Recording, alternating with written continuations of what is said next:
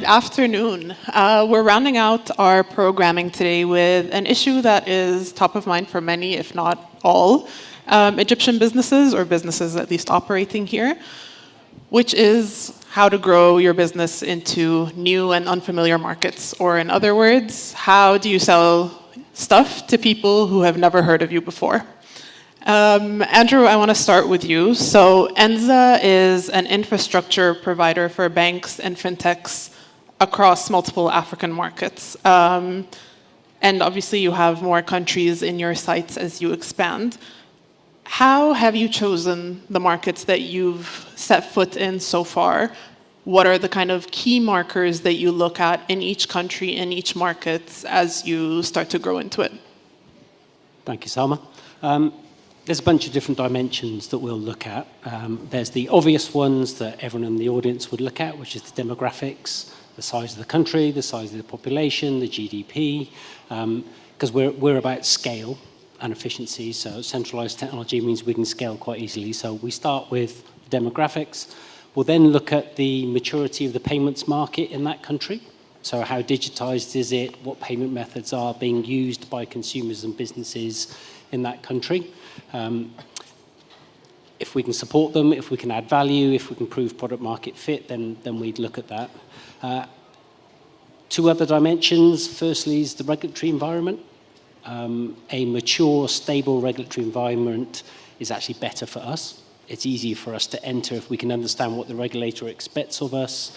If we can understand the regulator's stance with our customers, then it's easy for us to assess whether we can meet those regulatory expectations and the expectations of the customers. And then the final one, I'm very conscious there's a large number of bankers in the audience, but it's currency. Mm-hmm. It's currency volatility, it's stability, and for us particularly, it's about the ability to repatriate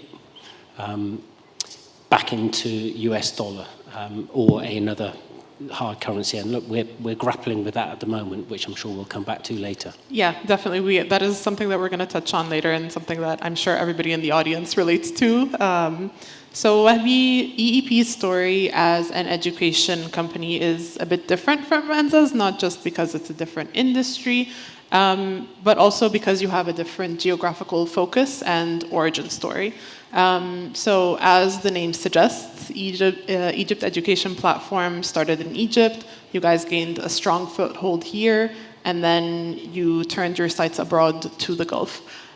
So talk to us about your rationale for focusing on the Gulf primarily, and how you've shaped your international growth strategy over the past few years. Perfect. Thank you, Salma, for the question. Egypt Education Platform, for those who don't know, is the biggest education provider now in Egypt. We're hosting 25 educational assets between schools, nurseries, content creation or content guides, and we manage with that around 20,000 students and around 6,000 employees here in Egypt. We touch around millions of students in the content business, and that's very important. I'm starting with that intro because we believe that scaling outside of the boundaries of Egypt had to start from us creating a scalable model inside Egypt first. So we needed to have the modular product or the value proposition by which we can really scale and grow beyond the boundaries of the Egyptian market.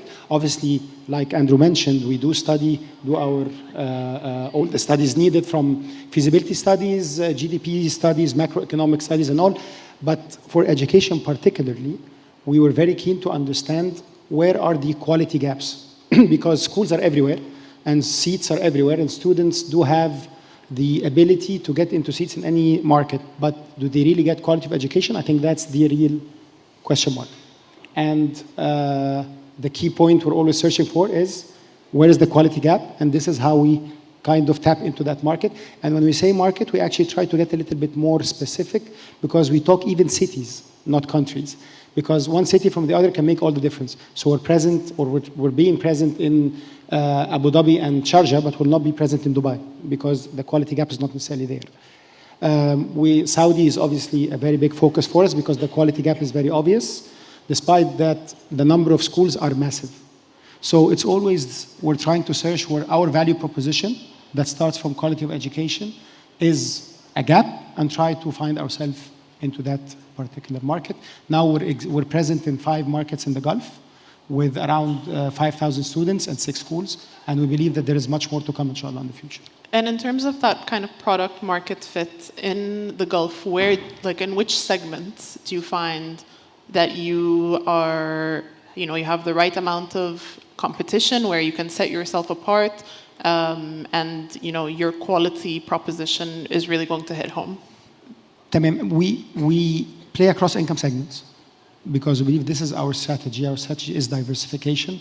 And in education, you cannot be only relevant for one tier. If you want to scale and grow, you cannot be relevant only for one tier, because with macroeconomic changes, with family situations being a very turbulent and dynamic aspect, being present across income segments is also a very important competitive advantage. We do play across affordable segments, obviously in the mid-tier, which is where the masses actually lie, and in the premium offerings as well. So we have brands relevant for all income segments, and we always try to differentiate ourselves vis-a-vis competition within that segment, whether it's premium, affordable, or middle.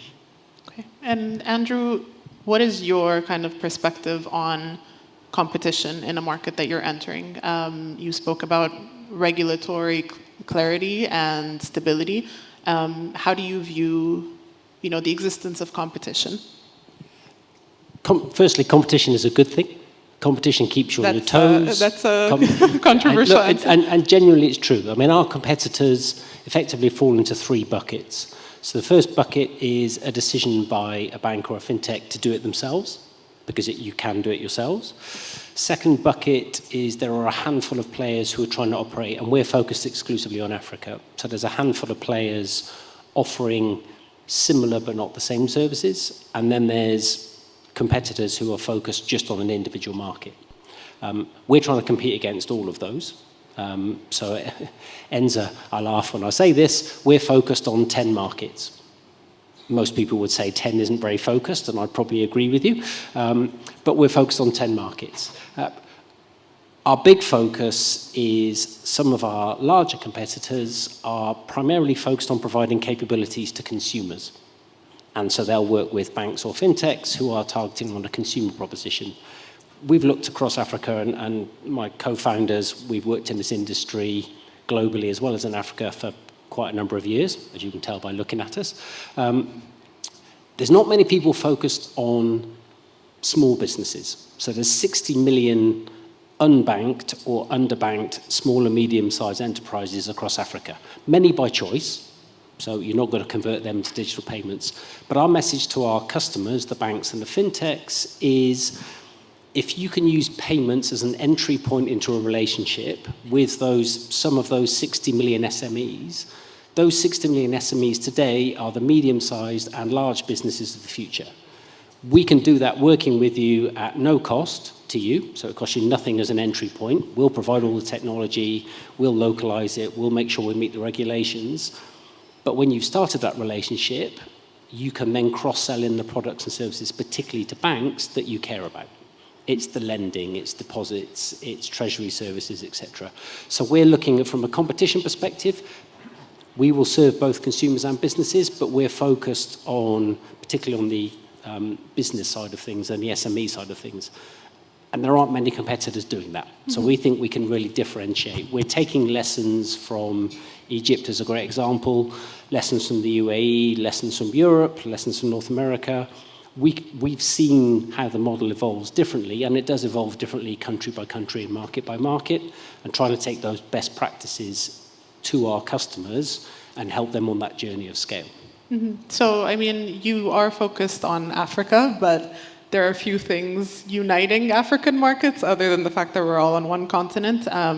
You might not find a lot of similarities in how you operate in these markets. So how do you kind of navigate that within, your thesis that you focus on Africa? We try and start with staying true to that principle of centralization. So from a technology perspective, yes, we can put it on the ground in the market, but our core thesis is we'll be cloud focused and everything's deployed in the cloud because it allows us to scale very quickly and cost effectively. So there's the first component of that. Each market is very different. So if I contrast Egypt with Ghana, So Egypt, very successful country. You've got the big payment brands, the Visas and MasterCards operating. You've then got MESA, the national champion. You've then got widespread use of digital wallets, whether that's from telcos, banks, and actually some private enterprises outside of that.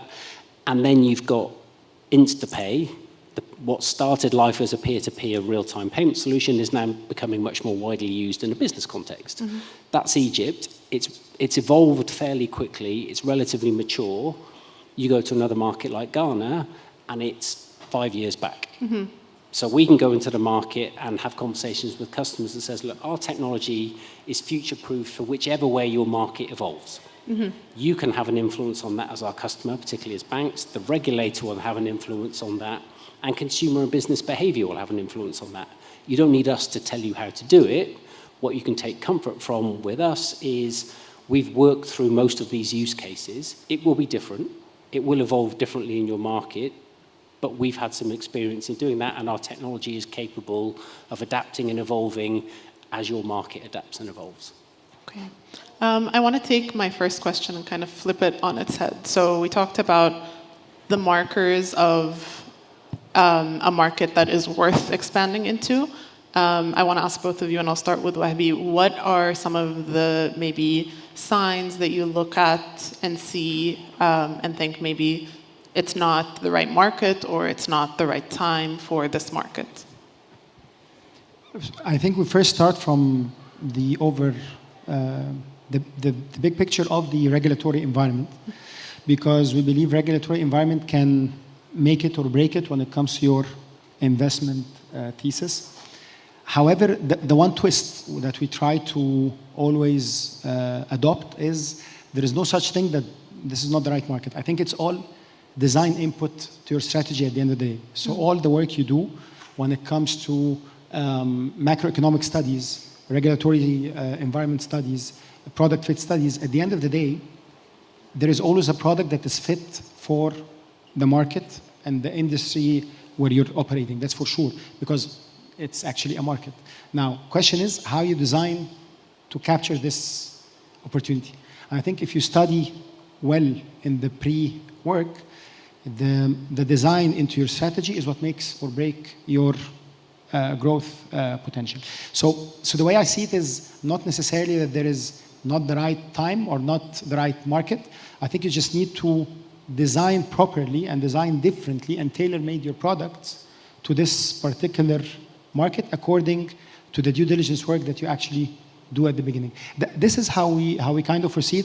Obviously, times of major turbulence is something that you tend to avoid by default. But other than that, I think it's all about finding the right product to that particular market. That's how we operate in that context. Andrew, the same question to you. I mean, sometimes scale is the key component, the ability to scale to justify the investment. That's a key component. We've found, and we're only 2.5 years into our journey as ENZA, we've got some interesting conversations going on at the moment where we will work with a customer, and we've got one big Nigerian banking group who we started working with in an East African country. We're now into a West African country. Much, despite being British, much to our challenge, they're now saying, great, you're working with 3 of our subsidiaries. We want to give you more, but we need some help in the UK. So despite the fact that our operation in the UK meets none of our qualifying criteria on any front. Right, the Africa focus kind of shifted a little bit. Well, Africa focus, scale, a whole bunch of different metrics. We haven't really got a lot of choice. So we're going through the process now. Thankfully, some of the team are experienced of making sure we can meet those regulatory requirements to support them in that country. So it is scale, but we're also flexible enough to recognize that if we want to get a deep relationship with some of these, particularly on the bank front, large Pan-African banking groups, you've got to go to places you don't want to go that may not meet your criteria. So there's, again, the same banking group is taking us into a couple of fairly small, low-scale, French-speaking West African markets. Again, French-speaking Africa was not on our target list. We don't feel we've got the right to win in French-speaking West Africa. But we're having to go there because the customer's taking us there. So sometimes that choice is not ours to make. Ultimately, the core of the capability that we've got can be used to serve all these different markets, but the level of investment we'll make to localize in some of these smaller scale markets, we'll make that choice. Right, and you just mentioned that, ENZA's been around for under 3 years. So as a startup that it's relatively new to the block, how do you kind of maintain that balance between, expanding, growing aggressively, and kind of giving breathing room for a settling down period, making sure that, you're making the right choices as you expand? I don't know if blessed is the right word. So the founding team, in fact, quite a few of our team, we're only 60 people now, have got quite a few scars of experience. And those scars are enabling us to try and sidestep some of the obvious pitfalls that are staring you in the face.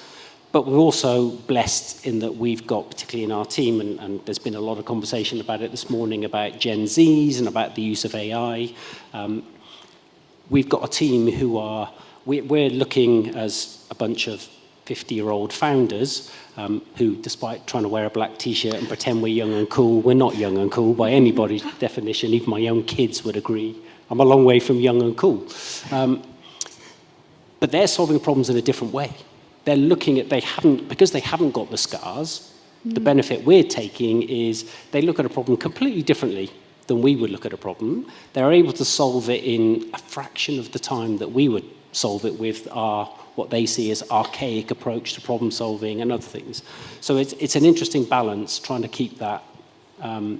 Staying on the right side of the regulator is absolutely fundamental. You upset them, your business is dead, and your customers won't do business with you if you've got an upset regulator. But then trying to strike that balance between how can you maintain agility.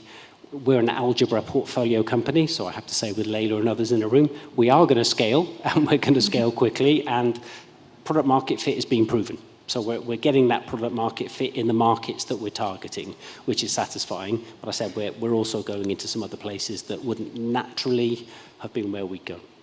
Okay.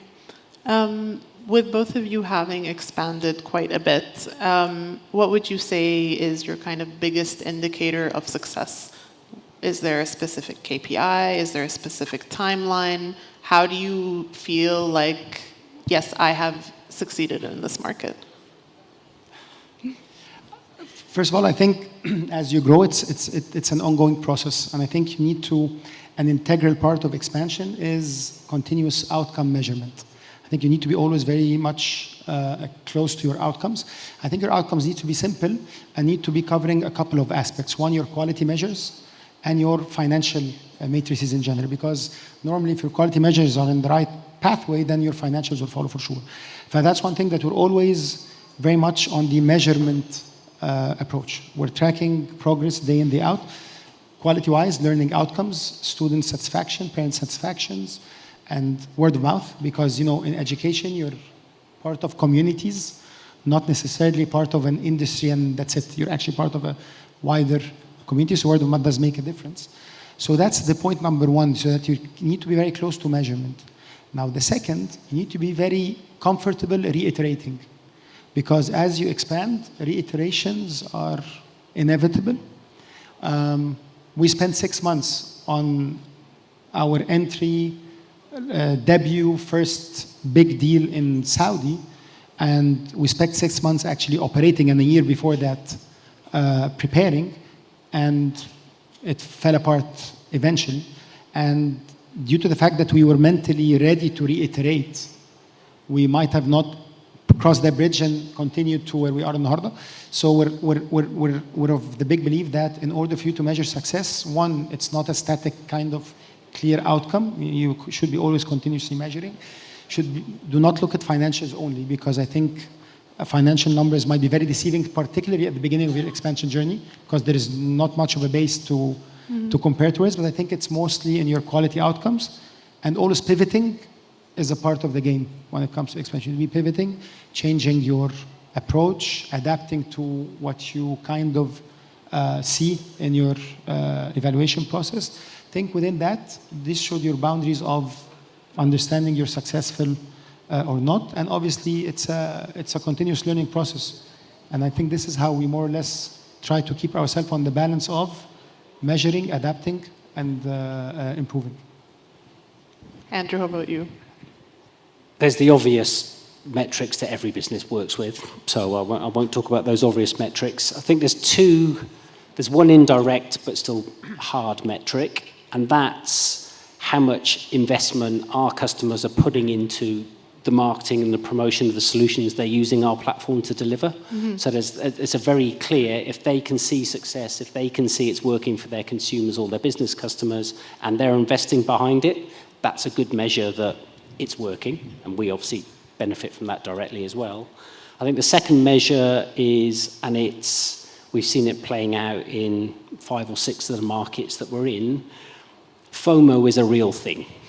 It's a real thing. So if you can get one of the names that most, whether they're banks or fintechs in that country, look at on board as your customer and using your solutions, you're not knocking on doors hoping somebody will talk to you. They're coming to you for exactly, purely, well, not just because they're worried about missing out, but because clearly you've got a solution, it's a respected customer in the eyes of their peers.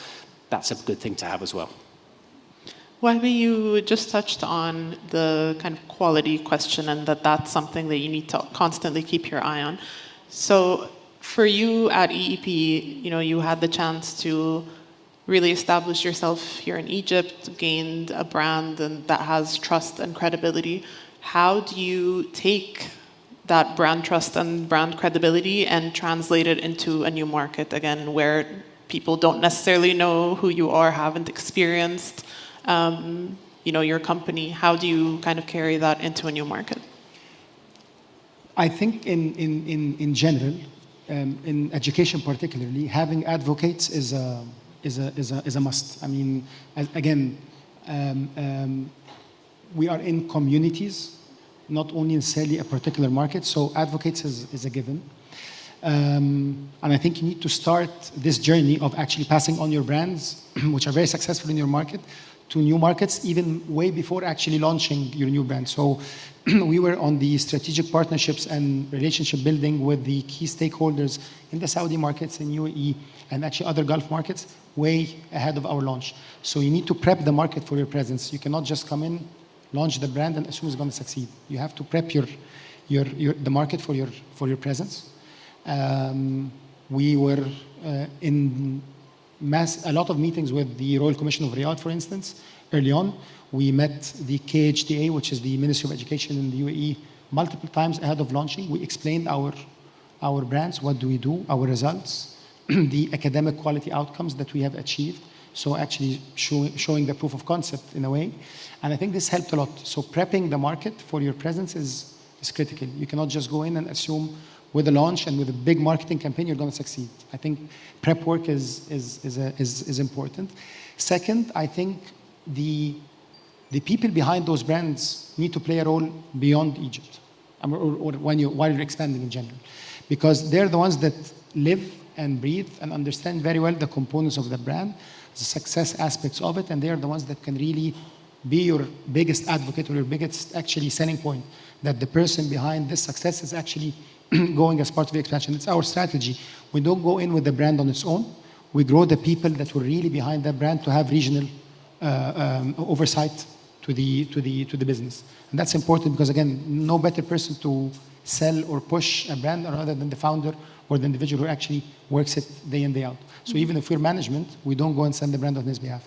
Mm-hmm. They're the people behind it. That's the second one. I think the final thing is the winning local talent in the market in which you're playing is another form of having good advocates. And this helps build the foundation and the strength of your brands. Even if they're very strong in Egypt, you cannot win the foundation in another market without having local belief in this brand. So I think we hire a lot of local talent in the markets where we are. We spend a lot of time equipping them and explaining to them and training them on what is really the essence of those brands that we're coming up with, so that they understand what's in it for the market and what's in it for them in working such a big organization or big brand or whatever. Mm-hmm. So I think it's basically building the right advocates, prepping the market, partnering with the right stakeholders, having local talent believe in what you're saying, and I think all that can help you a lot in pushing your local successful brands in a different market. You just provided me with a perfect segue for our last question. Every year we run a reader survey in EnterpriseAM, and one of the most frequent causes of concern for businesses is access to talent, especially here in Egypt. And both of you have strong kind of operational foundations here in Egypt. You have hubs here. So what is your view on the local talent market in Egypt? Are you able to find the talents that you need here? What is the kind of mix of labor force here versus in the other markets that you work in? Wahby, we'll start with you. I think in education might be a little bit different. Access for talent is actually a competitive advantage for us.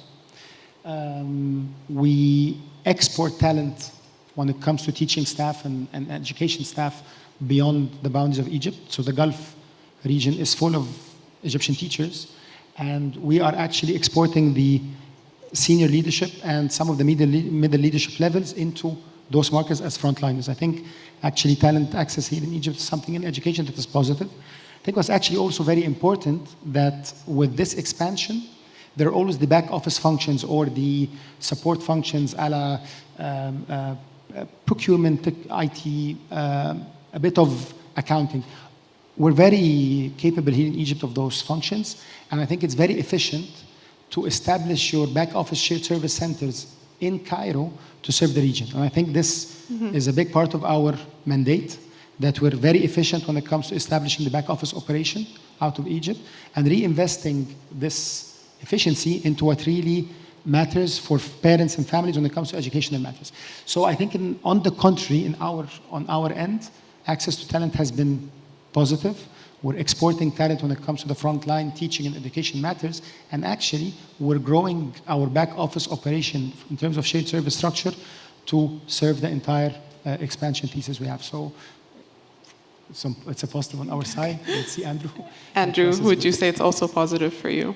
Yeah, it is, absolutely. So we're similar story from a back office perspective, operationally, and technologists. Pretty much our team is exclusively in Egypt. We see no reason to change that in the future. For certain skills and talents, wage inflation is an issue.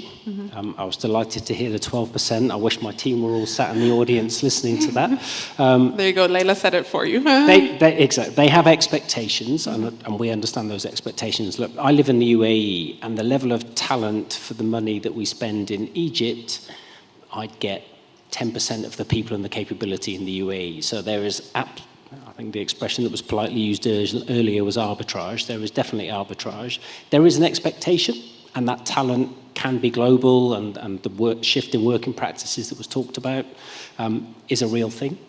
It absolutely is a real thing. But to date, we've had no issues with getting the talent. We've had no issues with retaining the talent. Long may that continue. Interestingly, and we talked about regulators briefly, the regulators for us, there's a growing expectation. So we're about to get our license in Ghana. We're applying for our license in Nigeria. Both of those expect you to have a well-qualified, experienced CEO in the market, a CFO for that market, a chief risk officer, a chief compliance officer, and the list goes on. So that's forcing us to think differently about how we are going to scale, because we don't want to be a business that goes from 60 people to 500 people. We want the technology to do the work, not the people. But we are having to shift our thinking about which functions we grow in which locations. Historically, we'd have picked probably most of those functions as being in Egypt. We don't have any choice now. We're having to, and you can play the game a little bit. So is the CFO really a CFO in Ghana? Well, yes, they've got the job title, and yes, they are qualified in their profession, but there's a group CFO who sits down in South Africa. But Egypt will still be a big part of that story. All right, perfect. Thank you guys so much for rounding out our afternoon. It was great to have you.